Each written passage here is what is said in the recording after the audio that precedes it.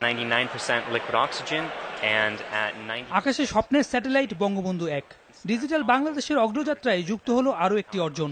বাংলাদেশ সময় ঠিক রাত 2:14 যুক্তরাষ্ট্রের ফ্লোরিডার মহাকাশ কেন্দ্র স্পেস এক্স থেকে বঙ্গবন্ধু স্যাটেলাইট বহনকারী রকেটটি সফলভাবে উৎক্ষেপণ করা হয়। এর মধ্য দিয়ে স্যাটেলাইটের যুগে প্রবেশ করল বঙ্গবন্ধুর বাংলাদেশ। এর আগে প্রতিকূল আবহাওয়া এবং কারিগরি ত্রুটির কারণে শুক্রবার রাতে দেশের প্রথমে এই স্যাটেলাইটটি উৎক্ষেপণ করা সম্ভব হয়নি। পরে রিজার্ভ ডে হিসেবে শনিবার পরবর্তী দিন নির্ধারণ করা হয়। সংশ্লিষ্টরা বলছেন, উৎক্ষেপণ হওয়া স্যাটেলাইটের ধাপ এখন দুটি।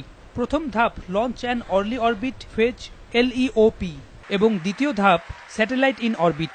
প্রথম ধাপে 10 দিন এবং পরের ধাপে 20 দিন সময়ের প্রয়োজন।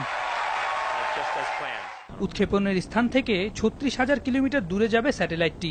35,700 কিলোমিটার যাওয়ার পর রকেটের স্টেজ 2 খুলে যাবে। স্যাটেলাইটটি উন্মুক্ত হওয়ার পরপর এর নিয়ন্ত্রণ যুক্তরাষ্ট্র, ইতালি এবং কোরিয়ার 3টি গ্রাউন্ড স্টেশন থেকে করা যাবে। এই 3 স্টেশন থেকে স্যাটেলাইটটিকে নিয়ন্ত্রণ করে নির্দিষ্ট দ্রাঘিমাংশে এর নিয়ন্ত্রণ কক্ষপথে স্থাপন হবে। স্যাটেলাইটটি পূর্ণ নিয়ন্ত্রণে আসতে সময় লাগবে 20 দিন। এরপর সম্পূর্ণ চালু হলে এটির নিয়ন্ত্রণ বাংলাদেশের গ্রাউন্ড স্টেশন থেকে করা সম্ভব হবে।